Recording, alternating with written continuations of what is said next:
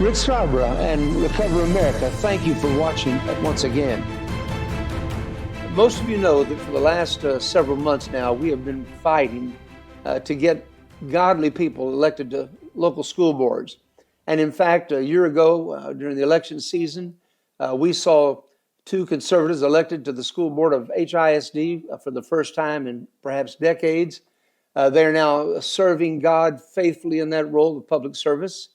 I think what we're proudest of is that there were three 15 to 20-year incumbents on the Cy-Fair school board, the third largest school board in Texas, with 160,000 plus students. And the three that we prayed would be elected, though we never endorsed candidates, the three we believed would be excellent replacements were all elected and now serving their constituency faithfully, although under heavy fire for the righteous positions that they're taking. The scripture has much to say about children and our responsibility to train them up in the way they should go. We quote that verse in Proverbs often as if it were a mandate for parents, and it is. And I think that's the primary purpose of it. But the truth is, it's true of any child and any adult. Train up a child in the way he should go, and when he's old, he'll not depart from it. You can reverse that. Think of the other side of the coin. If a child is trained up with evil, he'll likely, apart from a conversion experience with Christ, never depart from that either. We have a broken society. Many of us have mistakenly thought that we were losing our kids in college because college is a place where you challenge people's thinking. And for me, in the 60s, I had my cage rattled more than once. There was a there was a spot right in the middle of the campus where you could debate any issue. And that was during the Vietnam War and the riots in the streets and all the rest. And I went and debated issues occasionally in that spot. But it was a hot spot where any idea was looked at on equal status, and the power of persuasion was used. And that's not the way it is anymore. There is an all-out effort to suppress free speech in our country. There's an indoctrination taking place of our children, and you're going to hear that today from a whistleblower. I have been telling this story now for going on 2 years, but it was recently brought to my attention through one of our staff members that a lady was speaking out in a local school system, and she was rattling some cages herself. We're going to obscure her identity today for her own protection. She's currently employed by a local school. That's her profession. Her background, she's a veteran of the Army. She is a well-educated woman. She is a gifted woman. The first time I met her through Zoom, I was impressed, but I was also depressed because the information she gave to us in the course of that briefing, myself, our staff, was so shocking, so overwhelming that I just couldn't believe it.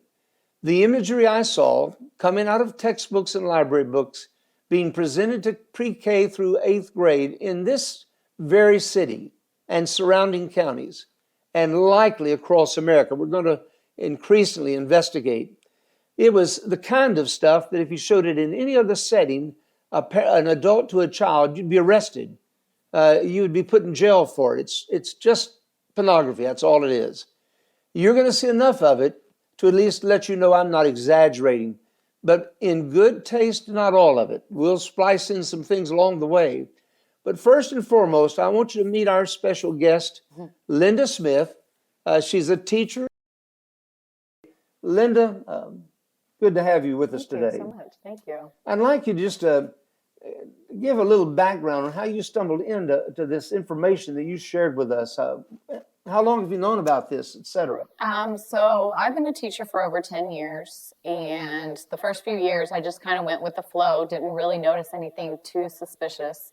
I would say around 2016, I kind of started noticing changes in the curriculum, and it wasn't for the better. I started asking some questions, and one of the first things that I noticed was right when I started asking questions, immediately frowned upon. You just don't ask questions. You don't challenge the system. You just go with the flow. Or what happens? They find different ways to, I would say, target you. It could be through additional trainings or they'll have meetings with you in the office and they'll say that you're making the school look bad, or they'll try to kind of give you, I call it word salad, just to make you feel, oh, you have nothing to worry about, you're over exaggerating.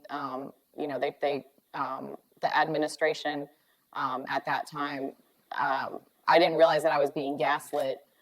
They would tell me that I was just being too sensitive and that I was looking into things and I was trying to... Explain to our audience who may not understand the term gaslit. What you mean by that? Gaslighting is basically where you bring up a valid concern to somebody and they kind of manipulate it and twist it around to make you feel like you're crazy or like you're the one that's the problem when you're really not. And there was a lot of manipulation to the teachers where it was just kind of stay in line. I started bringing up things that I noticed. One of the very first things I noticed was there was a book that one of my kids was reading, and it just was, I wouldn't say pornography, but it was definitely was like kind of along the lines of like, you can be a girl if you want to, you don't have to follow gender norms, you don't have to follow gender constructs. And I kept thinking, that's a little weird for... In grade 5? Mm-hmm. Yeah, at that time it was grade 5. And then... the following year, I taught 8th grade U.S. history, and that's when I really started noticing something just isn't right. There was things that were just not accurate in the textbooks historically, very just leftist-leaning type ideology. A lot of the kids, were being taught that patriotism is not a good thing, that you shouldn't be proud, and I just remember thinking something about this just isn't setting right. In your school, were they still pledging allegiance to the flag in the morning? So that actually stopped about 2016. All of a sudden, it was just one day they just said, we can't force the kids to stand up. We can't make anybody say it. So we're just not going to say it. And I remember just thinking, that's really bizarre. As an Army veteran, yes, that had to rankle you. It did, and I actually addressed those issues with the administration at the time, and they just said, well, it's a cultural thing, and we just want to make sure nobody's offended, and we don't want to offend anybody, and that's when I started kind of realizing something just isn't right. Let me ask you a question. Yeah. Did the school set aside a day and celebrate Mexican independence and the Mexican flag?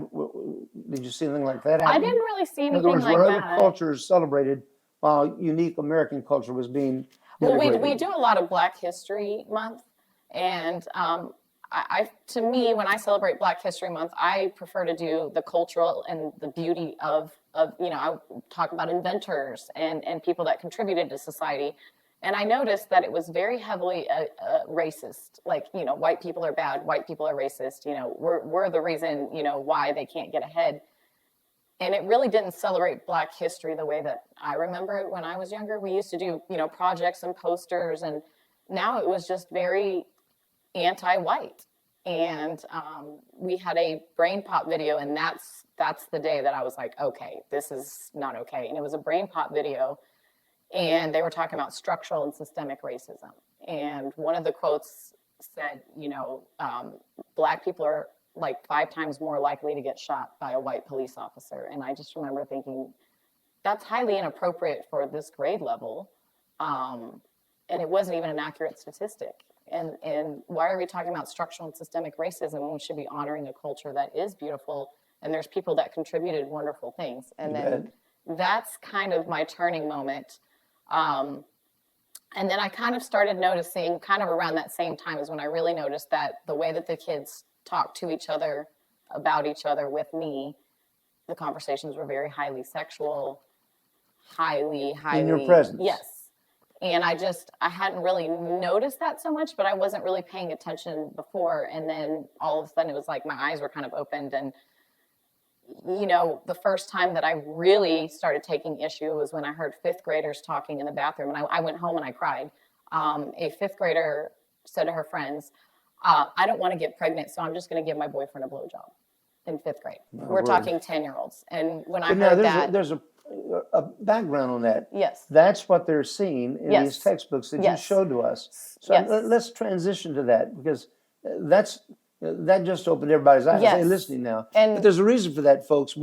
And we'll show you some of those reasons. So when I heard that, they didn't realize that I was listening. That was just a casual, conversation amongst friends. But I remember thinking, that's not normal. That's not vocabulary and usual for a 10-year-old to be speaking. And so I'm like, they have to be getting this from somewhere. Somebody has to be.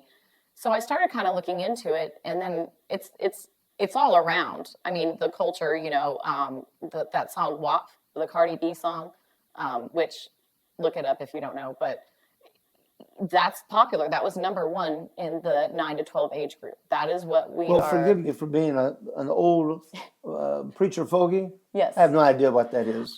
So WAP. don't cause people to write us off. But WAP, and this is the actual quote of the song. It's wet ass pussy is what it is. My soul. And it starts off, and she said, "There's whores in this house. There's whores in this house," and the girls are twerking. And that is the most popular song between 9 and 12-year-old girls. Yeah, Lord help us. And so, the first time that I heard girls singing that at school, I was like, okay. We can't really help what happens outside of school. But what I started noticing is it's coming into the school. And that's when I started saying, hey, this is an issue with me. I started looking and finding books that were highly inappropriate for elementary kids. Transgender books, books about sexual identity, books about, how far can you go with a boyfriend? You name it, it's in there. And people didn't believe me at first, so I started actually looking and pulling copies. Now, as you're speaking, we're going to be, the folks are also seeing subtle pictures of what you showed us. Yes. So Yes. we're illustrating that as you speak. So when I started noticing this, I got together with a couple parents, and we went to the school board meeting where we started reading off some of this. And we had the copies, and people acted like that was normal and it was okay, and they weren't bothered by it. We're reading it. Some of the stuff in there has references to masturbation, oral sex, brother and sister, incest, bestiality. It's not even just the sexual stuff. There's witchcraft. There's anti-Christian books. And it's all you have to do is go on to a site. It's called GoFollet, GoFollet. Anybody can search it. Repeat that. anytime. Well, that'll be on the screen. Oh, yes. Repeat it one more time. GoFollet. Folks, we've been to that site. And I'm telling you, you won't be prepared for what you see. And you can type in anything, really, and it will pop up, and it actually tells you how many students viewed it, how many checkouts it's had, how often it's been read. Not everything. Now, what she means by that is the subject matter. So after she showed us all of these godless books, I said, put in there virginity until married, 0 books. Yeah, you won't find that anything. side isn't being taught. No, not at all. So I started kind of having conversations with the school board about it, and I said, this is not okay. And how did they react? Our superintendent at the time pretty much told me that my opinion was not valid. It didn't matter. Just completely and I said, this is porn. This is literal porn. We threatened to go to Texas Rangers. Texas Rangers said, we absolutely have a case. They were willing to do it. Unfortunately, we have a very liberal county, and we weren't able to pretty much go past the Texas Rangers. But they said if it wasn't in a school system, and if I was to have that, I would be arrested. That's what the Texas Rangers. You understand what we're saying here, folks. What our kids are being subjected to in pre-K through 8th grade. After that, listen, go back to 1992 when I discovered what was being taught at Pearland High School. And that's what launched my career in political activism and trying to get pastors to stand up, speak up, and refuse to give up. Fast forward 30 plus years, and here we are, and the information we were fighting in high school and more is being poured into the minds of our children. It starts as early as pre-K and kindergarten, and the district that I was at, on their own website, it said, I think they called it Ribbon Reads Books, and it said, we approve and selected these books, and we're highlighting these books, and it specifically said in bold letters, sexual identity and gender identity.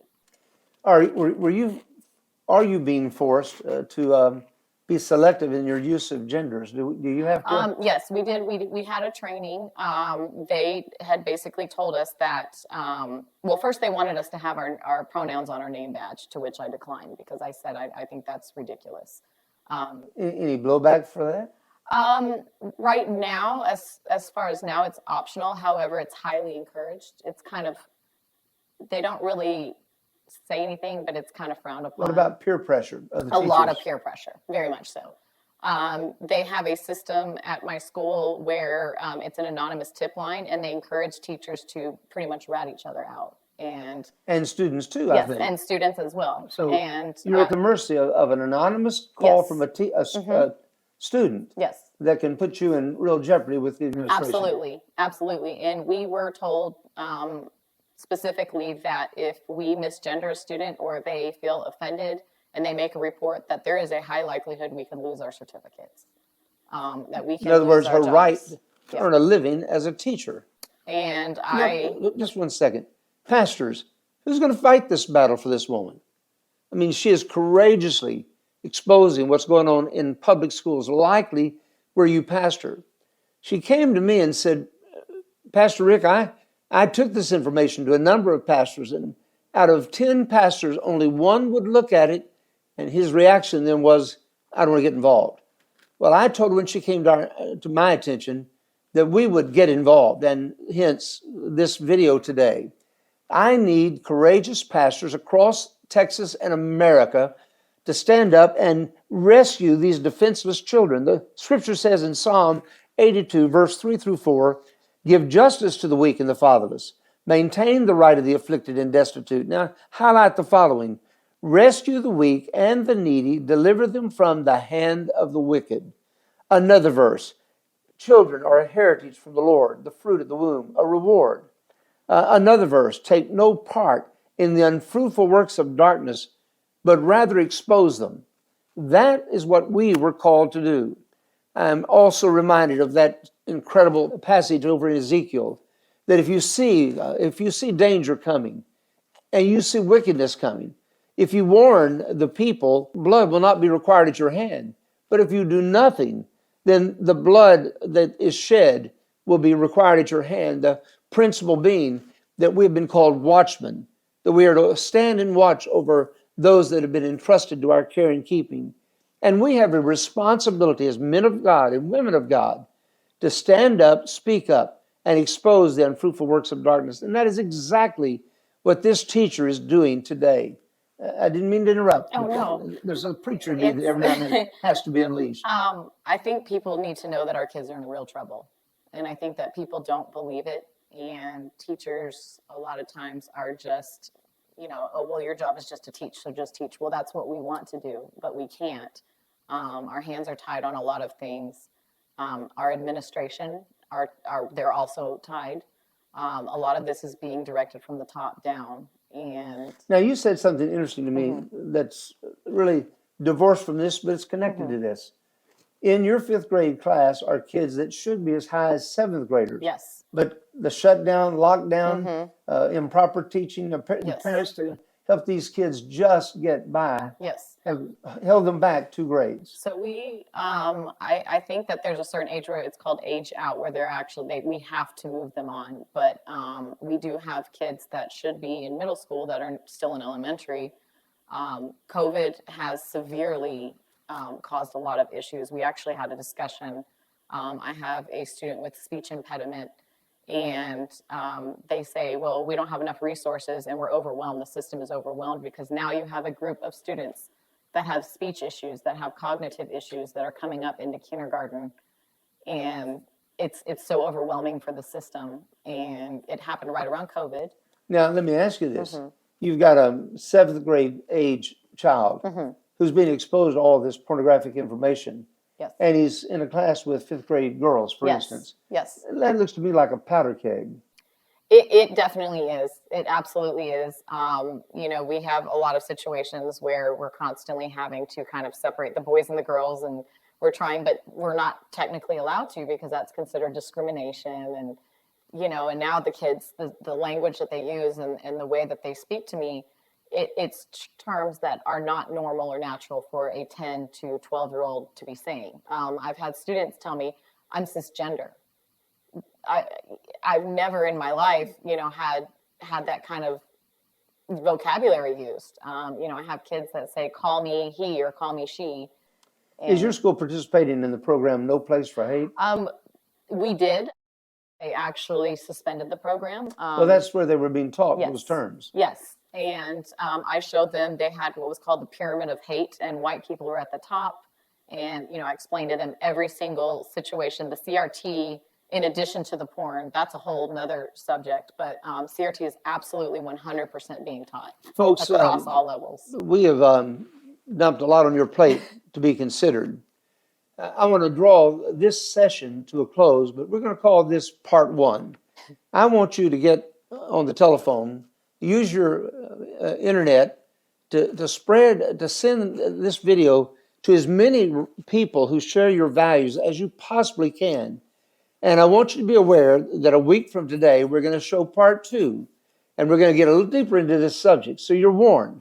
We're going to show some very vivid images right out of textbooks that a 5-year-old can check out. God bless you. This is Rick Scarborough. This is Recover America, and this is what we do. We need you to help us. You go to our website, recoveramerica.com, and make the largest contribution you can, because we desperately need the money to wage this war. We need people to help us who believe in what we're doing.